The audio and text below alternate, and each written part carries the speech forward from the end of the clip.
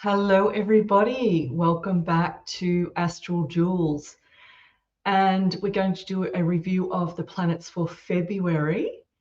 Um, so amazing how fast January goes. It's just extraordinary. It's just zoomed past. I'm noticing this each year because last year I do actually remember what was going on in January, and then zip, it's like the whole year, 2023 was so fast. There was so much happening. And I have this feeling that the same is going to happen for 2024. There's a lot in the wings that is going to happen. So I'm going to get into the reading straight away. Firstly, we're going to just remember that I am a sidereal astrologer. I'm not a tropical astrologer. So things are not where you think they are. Sidereal is in line with the sky. So it's a visual that you get. And there's a 23.4 degree difference between the two systems. So mainstream is the tropical system. And interestingly, I've done a recording on this that the square, which is a 90-degree angle, if you take 23.4 degrees off that 90 degrees, what you get is 666. So I think that there's something really sinister going on between these two systems. And I think it is actually by design. So people are confused as to what their real birth sign is. And if that's not something that the cabal would set up, I think there's something really going on there. So anyway, let's look at the sidereal system here. Now, we've just been through January, where we've got the sun in Capricorn, and that is going to last until February 13th this year. And then we're going to go into Aquarius. Now, I just want to say, firstly, Pluto is not in Aquarius. It is not. It is still in Capricorn. And I think currently it's six or 7 degrees in Capricorn. So it's in the early stages of its journey through Capricorn. And this is cyclic. And I've done lives on this as well. When Pluto's cycle is about every 248 to 250 years to go around the zodiac. So when you go back in history every 248, 250 years, you will see major shifts, major changes on our globe, from the Crusades, the Reformation, the Renaissance, etc. And we're currently going through that in our era, in our epoch of time. And we're just at the beginning stages, the very beginning stages of a deconstruction. Things have to be taken down before they are rebuilt. So everything that's not working, and we know that there are a lot of things that are not working, will start being dismantled, deconstructed. And what we're looking at is the education system, the health system, the political system, the economic system, the agricultural system. So I've been through this several times. That happens whilst Pluto is going through Capricorn. Capricorn, ruled by Saturn, is all about restructuring and creating foundations. So it's not in Aquarius, as it says. And even if it was in Aquarius, there are a lot of people thinking that Pluto going into Aquarius is actually going to herald in the age of Aquarius going out of Pisces. And that is technically not the case. apparently there's still 150 years to go before we go into the age of Aquarius. So Pluto's position is not the trigger point for that. And even astronomers and astrologers have admitted that it's almost impossible to calculate the timing of the change from the age of Pisces into Aquarius. So just letting you know that. Okay, so now we are from the 14th of February to the 13th of March, we are going to be in the age of, the sun is going to be in Aquarius. It's a lot of words here, ages and signs and houses and constellations. It gets quite confusing, which astrology is very complex. So I do understand if people have difficulty following it. So I'm just trying to make it as simple as possible. With you also getting an understanding of the forces and how important they are. Okay, so the sun, when it moves into Aquarius, will highlight several things. So firstly, Aquarius is ruled by Uranus. So we have a focus on humanitarianism. So also rebellion and even revolution. Because Uranus is one of the trans-Saturnian planets. So with the sun shining in Aquarius, for many people, it could herald an awakening energy. And perhaps some will be shaken out of their sleep, out of their slumber, or finally find the courage to move more into a higher mindset than the mundane, right? They might start taking notice of what's actually going on. So moving beyond the personal stage of humanity into a more transpersonal level. That's what Uranus will do. This is a primary trait of Uranus energy.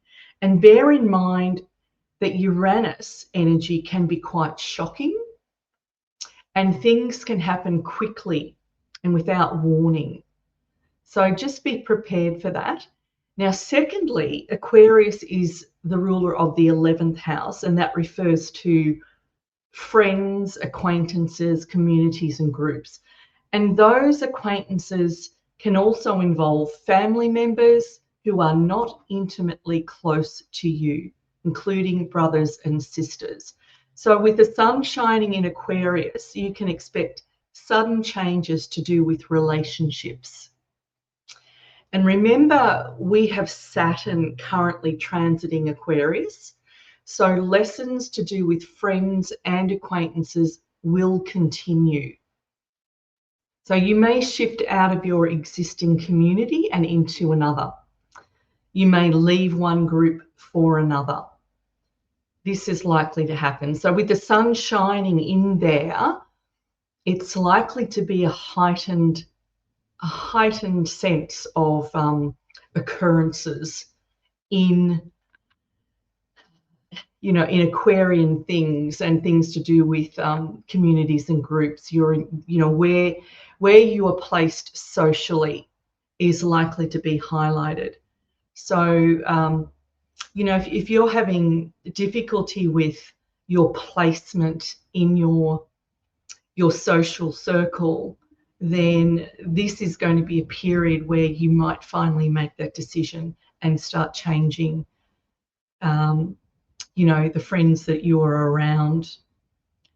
Don't be surprised, because Uranus is one for surprises. So if you know in advance that these things are going to happen, it's much easier for you. Okay, so let's look at some of the positions. Now, as of the 1st of February, so today, happy 1st of February, everybody. The sun, as we said, is in Capricorn. It's at 17 degrees at the moment. At the top here, we've got a cluster of Mercury, Mars, Venus, and Pluto, a mixture of Sagittarius and Capricorn. And, over the last few months, we've had these, you know, Mars and Venus, and of course the Sun was in Sagittarius, so the house of the revealing of truths, you know, law and justice. So we've got a mix here going on. So still we've got this justice card happening, and now we've got them going into Capricorn. So we've got a cluster, a mixture of planets. And this is going to strengthen what goes on in the restructuring, Capricorn, and justice, moving into and shifting what is seen as truth and what is right. So there could be more revealing in politics of all the injustices that have been going on. And then we begin, or it has already started, a restructuring is occurring. So when you've got a cluster of planets, it's going to intensify. Okay. Now we've also got over to the left-hand side, we've got Saturn. It is currently sextile Jupiter. And that's going to create a tension because Jupiter is all about expansion and bigness, you know, things happening with Jupiter, but Saturn gives it structure and also caution. So that can create tension, but it's not a bad thing at this point, particularly with a sextile, which is actually a more flowing, accessible energy. We want the restructuring to happen in a way that is going to stick. So Saturn is sort of holding back the Jupiter energy a bit and making sure that it's not blowing out and out of proportion. We've also got Uranus trine Mars. Now, this is a volatile energy, very strong and forceful energy. It's in a trine, so it's a flow, and we've got the axis of Aries, which is where Uranus is currently in the sidereal model, and trine Mars, which is in Sagittarius, the house of justice. So there's been a lot going on in terms of, you know, things in America particularly. It's more visible than, you know, many other places globally, but yeah, there's a lot going on in terms of the law and, you know, the events that are happening, as I've said, in sorry, over in Iraq as well. So there's just a lot of action that is going on, and Uranus is creating the fire, and of course Mars gives this massive intensity, right? Action. It's doing. It's an action planet going on, Uranus and Mars. So also Chiron, again, that is still conjunct the North Node. So this is giving that impetus of overcoming what is wounded on both a global and a personal level. And that's going to be in place for quite a while. So it's adding to the dynamics of what is going on. But primarily for the first half of February, pardon me, we've got this Sagittarian Capricorn energy with the cluster as a major thing, supported with fire by Uranus. Never underestimate Uranus. Things happen suddenly, quickly, and unexpectedly.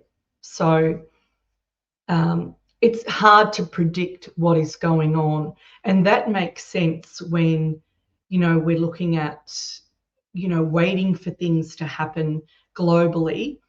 They're likely to happen when you least expect them to happen. So let go of your control of wanting things to happen a certain way, because it's not what's going to happen. It's not what's going on. Okay, the next we've got here from the 15th of February, pardon me. We've got the sun entering Aquarius.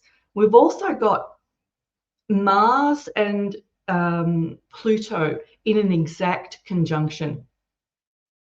That's on the 15th and 16th of February. So that's intense. That's really, really intense. It is joined with Venus, which is going to give an element of balance of the male and the female. But don't underestimate the force of Venus in amongst this. You know, she really gets in and changes things, right? She can uphold a sense of integrity where it might not be in terms of Pluto and Mars. Pluto and Mars, it's the bulldozer. And when they're in an exact conjunction, you can expect things to happen, right? We're talking about transformation here in Capricorn. And of course, Pluto is that planet of transformation, and Mars is giving it an extra boost. Pluto is the higher mode of Mars. So you've got a lot of force, a lot of will, a lot of action. So here it is in the middle of February. Just watch what goes on here. And of course, the sun has just entered Aquarius, and that's adding to the Uranus flavor of expecting the unexpected, right? Sudden shifts. So that's full on. Also, the moon for the 15th and the 16th is conjunct Jupiter and Uranus.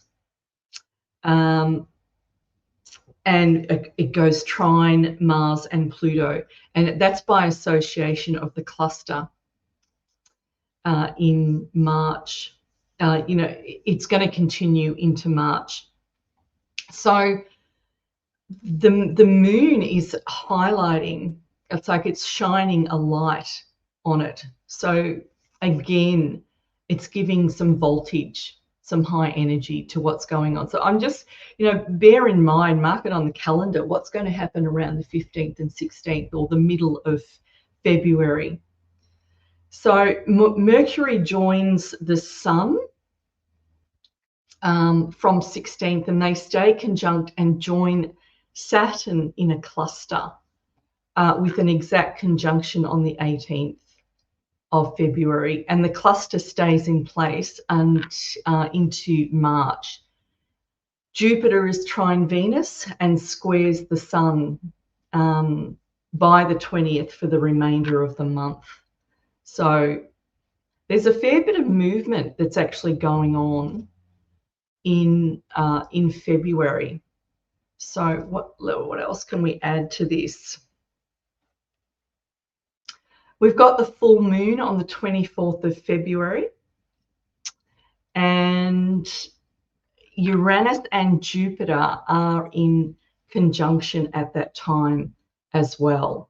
So again, there's more voltage that's going on. We see the Mercury Sun and Saturn in a conjunction together. So that's,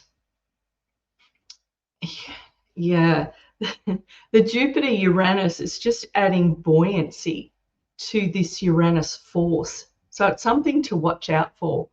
It's quite volatile to watch it. Okay, what else is going on in Feb? What else is going on? Was there anything else that yeah, just watching the Uranus-Jupiter going conjunct. And again, that's angling up to that cluster that's in Capricorn. And that, again, is a lot of fire. So from the middle of February onwards, right through until I think it's around the middle of March, I think there are going to be a lot of events that are quite sudden, unexpected. You know, could it be the change in media that we've been looking for? More truth coming out? That would be that would be very handy, wouldn't it? watch out also on a personal level, very much on a personal level, you're looking at your social environment. And that can be quite upsetting for a lot of people. But it could be the end of one era and into another in terms of your own personal social situation. So that's very eventful around your social environment, your friends, your acquaintances, and that includes family members. So that's always an interesting journey for many, many people. So we've got the full moon on the 24th of February, and that's basically, it's that full moon is shining on that Aquarian energy and your social situation. So, it makes me wonder also whether this is going to be an awakening period for those that are, as I've said, are in a bit of a slumber over what's been going on. And, the truth needs to come out about all the difficulties that have been taking place in politics and the medical profession. And you know what I'm alluding to there. So, yeah, there are a lot of changes that are likely to be going on. So just watch out for them. Okay. So moving on, we've got the new moon in Capricorn on the 10th of February. So use this new moon to assist with taking responsibility of and restructuring your environment. I keep saying this, but it's in your face at the moment. Now, this is a good time to organize yourself, either in the realm of, clearing clutter or getting rid of things that no longer serve you. All things Capricorn or Saturnian mean to get organized. You may have a surge in your productivity, and it usually has a purpose. So rearrange, restructure, and get your ducks in a row. Get things organized. Have a look at what you do in your life and in the world. This is a good time to set an impulse for being the authority in your life, in your own life, and get yourself organized around that. Okay? New moons are for impulses. It's the beginning of a cycle. So you can make an intention and go for it. So restructuring, all to do with, Capricorn energy.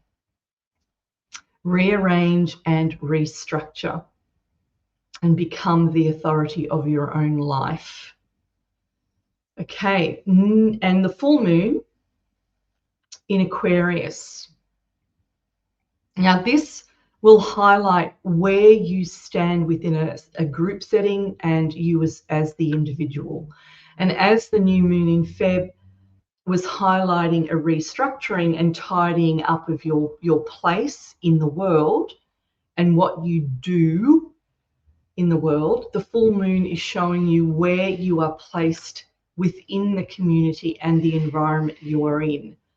And have a clear sense of yourself within that community, or are you lost within it and seem to be unseen within your own community and social circle? Okay, so it's a real awakening and stand-up point that is being presented to you. Okay, pretty cool. So that's on the 24th of February for the full moon. And as we know, the middle to the end of February is really going to be quite volatile, quite intense. Okay, on to the retrogrades. Now, there are no retrogrades for February or March. So everything's flowing, going forward. instead of, you know, being on the spot and intense. So this is enabling a real flow of energy. So there's the graph, guys, for the whole year. And, you know, feel free to take a copy and stick it on your fridge. It's really helpful. You know, most of the retrogrades, this is quite normal, by the way. If you go cyclically with looking at retrograde planets, most of them, the most intense parts happen from the middle to the end of each year, right? And this is, it's quite normal that that's the case. So, you know, interestingly, the beginning of the year sort of gives you a bit of impetus and flow, and then you get stuck into things, and by the end of the year, things get quite intense. So just bear that in mind, because last year it was really, really quite intense. And we know that 2024, you know, things are supposed to be revealed this year in big ways. So at least for the next couple of months, you've got no retrogrades. And then in April, we get the first large long-term Mercury retrograde. Okay, so that's pretty short and sweet, guys, for February. Please hit the like button, subscribe if you have actually enjoyed what I've got to say in terms of these planetary forces. And also letting you know that I started an inner work series, which is currently, it's running on Rumble. And I'm into the 4th session of that, and you'll find that on the FCB Collective channel, and you can locate me using my website astraljewels.com. Okay, so that's it for this this month, and I hope you enjoy February. I hope it's not too intense and difficult for you, and we'll leave it there.